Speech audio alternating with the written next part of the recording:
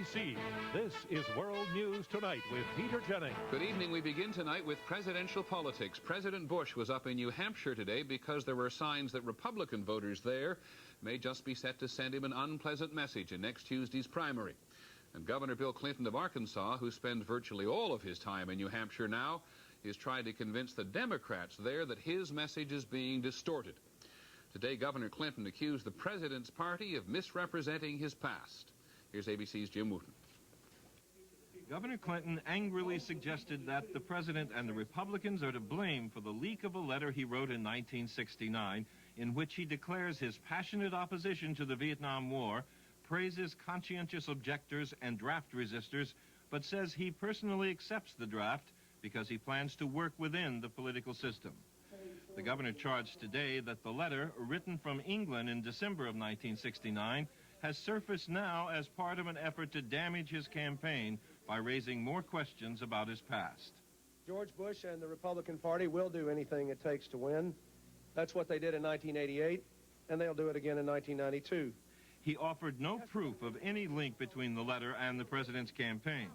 He said he was told by ABC's Ted Koppel that it was Koppel's impression that the letter had come from someone at the Pentagon.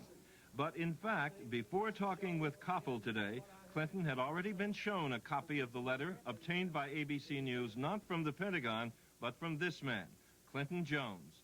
23 years ago, Jones was second in command when Clinton entered, then left the University of Arkansas ROTC.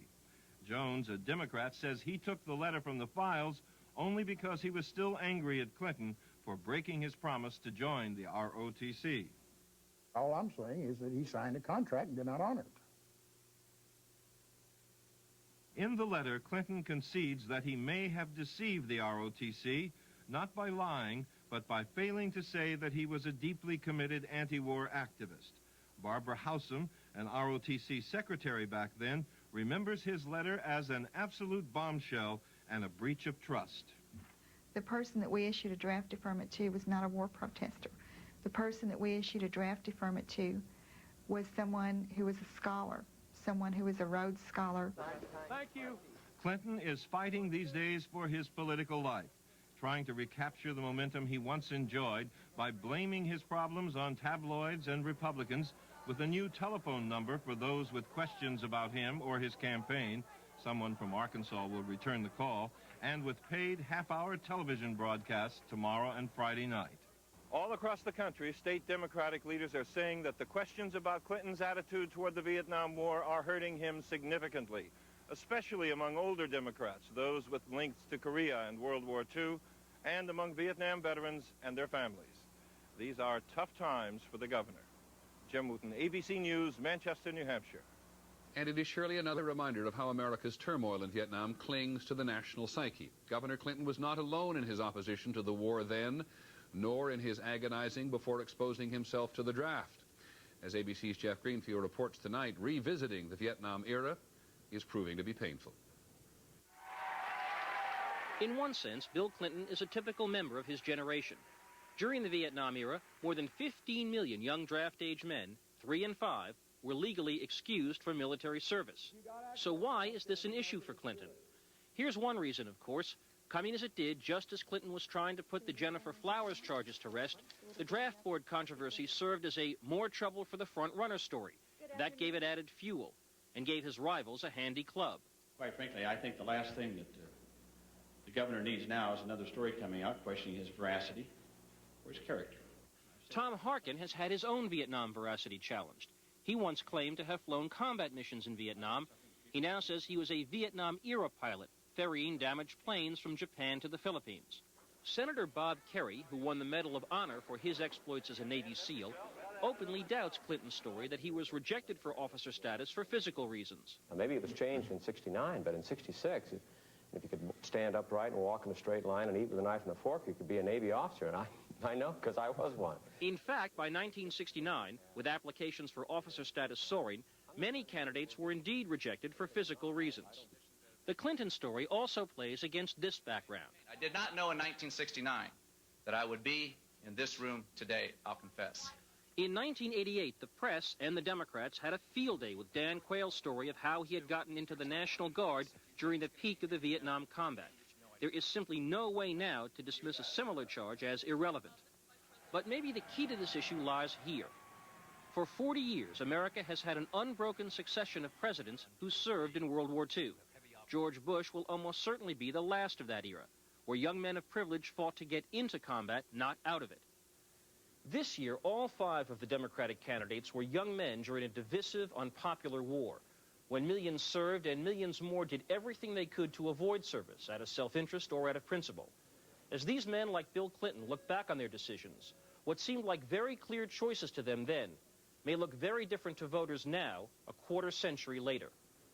Jeff Greenfield, ABC News, New York. Governor Clinton will be on Nightline later this evening. Now let's move on to the other Democrats up in New Hampshire. Last year, when they were first beginning to run, the former California Governor Jerry Brown was far and away the most recognizable. ABC's Chris Bury is with him now to take a look at how he's doing.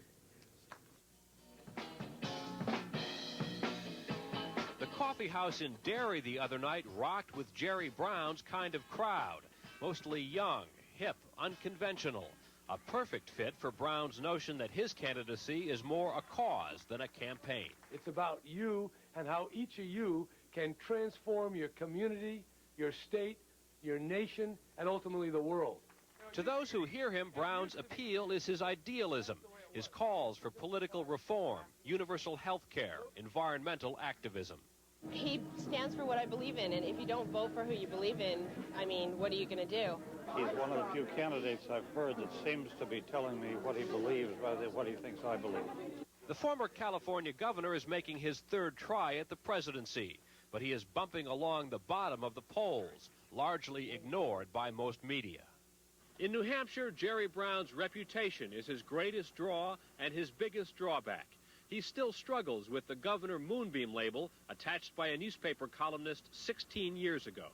A lot of people think that I'm some fellow from outer space that has come down here to just make a brief visitation. So Brown stresses his down-to-earth experience running California's government. After a speech last night at Dartmouth, some voters seemed surprised Brown did not sound so radical. I don't see him as much as a fringe candidate as I did before I came here. Brown has lots of proposals, though people don't always buy them. Grabbing the most attention is a flat 13% tax on all personal and business income. A flat tax has the most promise to stimulate employment and jobs. I think it's a good idea, but Congress is going to stonewall you. People seem more attracted to Brown's ideas than they are to the idea of him in the White House. I think he has a very, very solid message for America. He's not perhaps the candidate that I would choose in the election. No one expects Jerry Brown to come out on top Tuesday. Win this? Well, we're going to come close. But Brown promises to keep talking, to continue his campaign, carry on his cause, no matter what happens here. Chris Bury, ABC News, Manchester. President Bush made it official today. He announced his candidacy in Washington and then went right up to New Hampshire, where he'll spend a lot of time this weekend because he's getting some stiff competition from within his own party. ABC's Britt Hume is in New Hampshire today, too. George Bush came back to the state whose conservative Republican voters derailed his front-running presidential campaign in 1980 and gave him a major scare 4 years ago. His first stop was an unscheduled visit to a crowded Manchester restaurant where he practiced a little of the one-on-one politics New Hampshire voters expect even of presidents. Now, come on. You sit down. Don't let us interrupt your lunch. People here are hard on big shots, especially when their economy's in trouble. So when the president spoke to the Republican-controlled state legislature this afternoon, it was to tell them, in effect, his plan for the economy is designed with them in mind. Judge my plan by its first principle. Government is too big, and it spends too much. But he didn't mean by that his government program for the economy wouldn't do plenty for New Hampshire. And in this state alone, the plan will generate 1,000 new housing starts and pump $120 million into the state economy. He never mentioned his Republican opponent, conservative commentator Patrick Buchanan, but his strongest language was aimed straight at Buchanan's protectionist trade views. Boil away all the tough talk, all the swagger, and all the patriotic posturing, and protectionism amounts to nothing more than a smokescreen for a country that's running scared, and that's not the America you and I know. Earlier in Washington, in announcing his campaign formally, the president sounded the themes he would repeat later in New Hampshire. I believe government is too big and it costs too much. And Buchanan, watching on TV in New Hampshire, acknowledged the president is now saying the right things, but... When he now says government is too big and costs too much, he is trying to take the Buchanan lines and themes, and I don't think it's going to be convincing. At a minimum, Buchanan has forced the president to campaign here more and more to the right than Mr. Bush may have intended.